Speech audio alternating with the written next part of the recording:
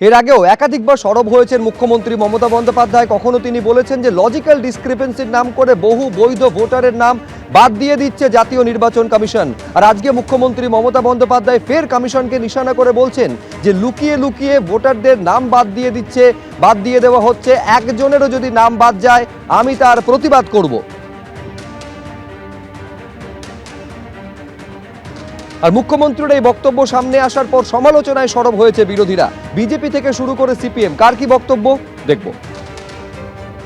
ঝামেলাটাই শাসকের অসহযোগিতার জন্য হচ্ছে।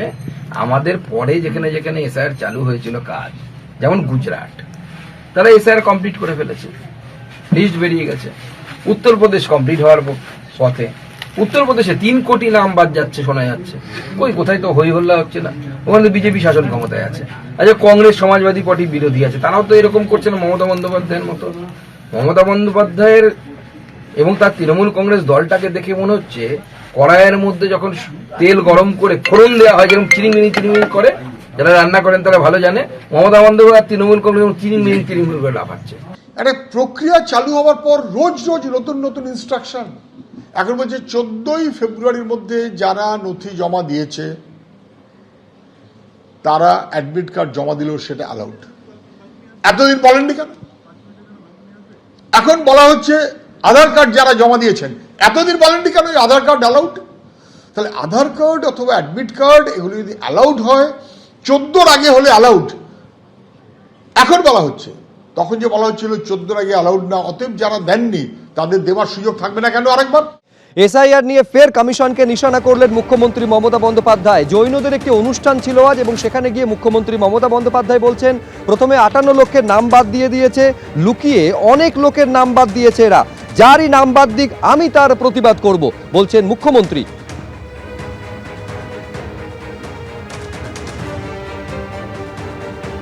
আজকে এসআইআর চলছে, অনেকের ভোটাধিকার বাদ গেছে, আমি দুঃখিত। प्रथम 58 लक्ष 58 लाख निकाल दिया, उसको बाद छुपा छुपा के, जो पहले रूल्स ही नहीं था लॉजिस्टिक डिस्क्रिपेंसी नाम पे 50 लाख नहीं वो 80 लाख होगा। मैंने खुद जाके फाइट किया सुप्रीम कोर्ट में, मेरे को पिटीशन अभी भी पेंडिंग है, लेकिन आज ऑर्डर देने का बाद भी बहुत दिन हो गया, हमको पता नहीं है 28 तारीख में जो लिस्ट निकालेगा 14th हो जाने का बाद भी as per supreme court rules ये लोगों ने छुपा छुपा के, छुपा रुस्तम लोगों ने 1 कोटी 20 लाख लोगों को नाम उतार दिया आफ्टर 14 कि लॉग इन उसका पास में है। मेरे को देखना नहीं है कौन तृणमूल है, कौन बीजेपी है, कौन सीपीएम है, कौन हिंदू है, कौन मुस्लिम है, कौन जैन है, कौन सिख है, कौन ईसाई हो। मेरे को देखना है कि लोकतंत्र बर्बाद ना हो और जनता का अधिकार प्रतिष्ठित रहे। चाहे किसी को भी निकाल दिया मैं उसको खिलाफ में हूं, जो भी है। अगर जिसको नाम निकाल दिया, जिसको टोटल पेपर है तो क्यों छोड़ दिया? तो इसी के लिए एक काम सफल हो जाएगा तो हम फिर आके इधर में माथा ठुकेंगे कि आम आज प्रे करके जा रहा है। এই মুহূর্তের খবর, এসআইআর নিয়ে আগামীকাল কলকাতা হাইকোর্টে ফের বৈঠক হতে চলেছে। কলকাতা হাইকোর্টের মহামান্য প্রধান বিচারপতি এই বৈঠক ডেকেছেন বলে জানা যাচ্ছে।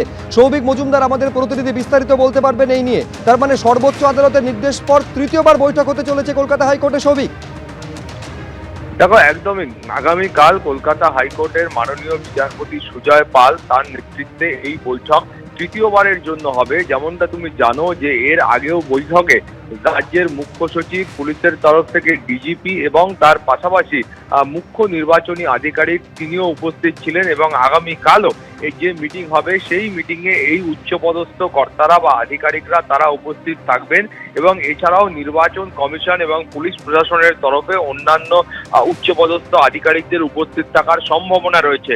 তুমি জানো যে এর আগে যখন সুপ্রিম কোর্টের তরফ থেকে নির্দেশ দেওয়া হয় যে গোটা বিষয়টা বা এসআইআর এর বাকি যে কাজ রয়েছে সেই কাজ এখন থেকে কলকাতা হাইকোর্টের নজরদারিতে তত্ত্বাবধানে হবে, তারপরেই আমরা দেখতে পেয়েছিলাম যে গত শনিবার দিন মাননীয় প্রধান বিচারপতি তিনি এই উচ্চ পর্যায়ের বৈঠক ডেকেছিলেন এবং তারপরে আমরা কিন্তু সোমবারও সেই একই ছবির পুনরাবৃত্তি দেখেছি এবং তারপরে আগামীকালও এই যে উচ্চ পর্যায়ের বৈঠক রয়েছে সেটা কলকাতা হাইকোর্টে অনুষ্ঠিত হবে।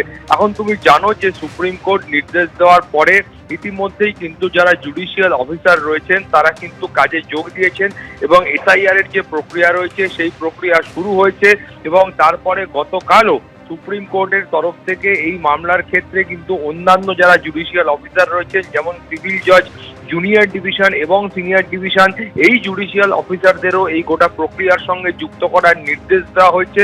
ফলে এই গোটা প্রক্রিয়াটা কেমন ভাবে চলছে বা কোথাও কোনো ধরনের অসুবিধা রয়েছে কিনা সেই বিষয়টাও কিন্তু খতিয়ে দেখা হচ্ছে।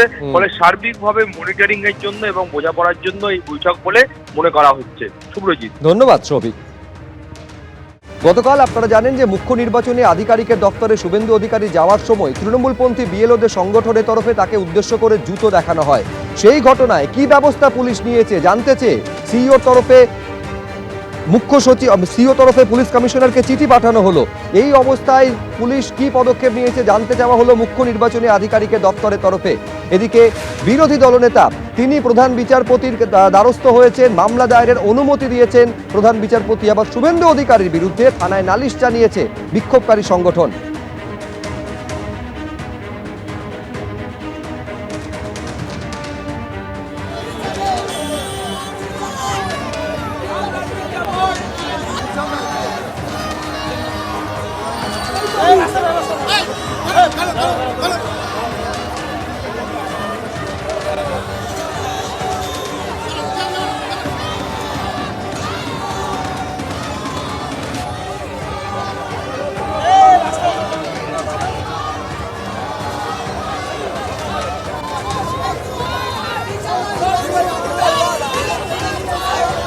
এবিপি আনন্দ, এগিয়ে থাকে, এগিয়ে রাখে।